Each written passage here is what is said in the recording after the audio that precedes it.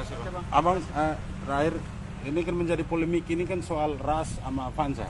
Ya. Kira-kira strategi penasehat hukum, bukan strategi si kiat-kiat ini untuk membantah sehingga tidak menjadi polemik di luar maupun di dalam persidangan. Kira-kira mana yang mendekati kebenaran antara RAS dan Avanza? Begini, terkait dengan RAS dan Avanza, kita harus mendudukkan secara subjektif dulu bahwa dua alat bukti ini dikemukakan oleh saksi yang berbeda-beda. Nah, masing-masing saksi mempertahankan argumentasinya, dan juga terkait dengan Avanza maupun RAS, itu saya rasa sudah dijadikan barang bukti. Jadi sebenarnya tidak ada polemik. Kita hanya akan melihat nanti keterangannya dan melihat seperti apa bukti-buktinya kemudian, apakah di RAS betul-betul terjadi pembunuhan atau di Avanza, seperti yang keterangan dari beberapa saksi di persidangan sebelumnya. Karena kalau kita katakan polemik, tentu tidak. Ini fakta baru yang ada dimunculkan di persidangan bahwa ada dua mobil ternyata yang digunakan. Nanti kita harus lihat bersama-sama di persidangan selanjutnya apakah di mobil Avanza juga ada dugaan di situ menjadi satu tempat kejadian tindak pidana. Gitu. Apakah di RAS dan Avanza ini kalau misalnya merupakan tempat kejadian perkara, ini ada peran masing-masing atau berbeda atau sama? Kalau misalnya kita menganalisa ini, kalau saya boleh berkesimpulan sedikit bahwa masing-masing mobil memiliki peran tersendiri. Nah, kita tentu melihat mana yang mengantar, mana tempat eksekusi. Nah, itu yang kita mau lihat nanti ya. Karena dua-dua saksi mengatakan bahwa Avanza dan RAS ini memiliki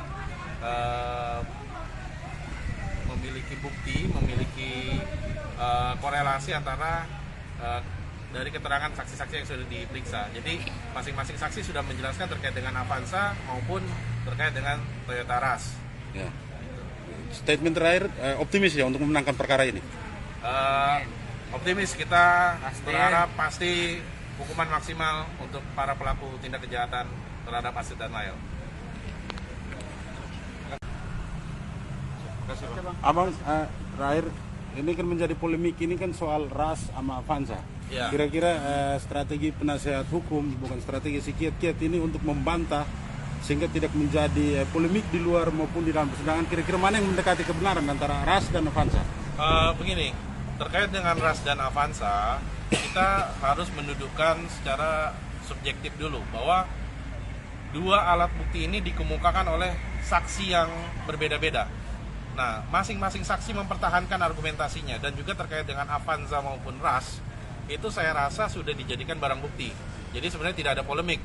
Kita hanya akan melihat nanti keterangannya dan melihat seperti apa bukti-buktinya kemudian, apakah di RAS betul-betul terjadi pembunuhan atau di Avanza, seperti yang keterangan dari beberapa saksi di persidangan sebelumnya. Karena kalau kita katakan polemik, tentu tidak. Ini fakta baru yang ada dimunculkan di persidangan bahwa ada dua mobil ternyata yang digunakan. Nanti kita harus lihat bersama-sama di persidangan selanjutnya apakah di mobil Avanza juga ada dugaan di situ menjadi satu tempat kejadian tindak pidana. Gitu.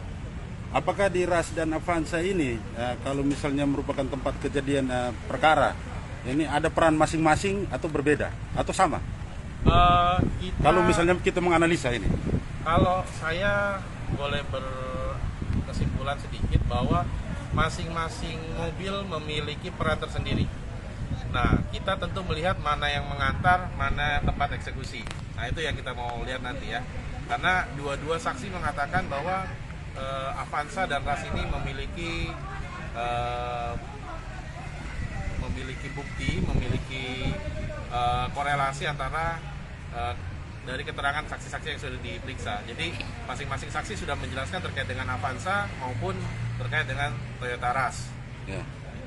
Statement terakhir, optimis ya untuk memenangkan perkara ini? Optimis, kita berharap pasti hukuman maksimal untuk para pelaku tindak kejahatan terhadap Asid dan Lael.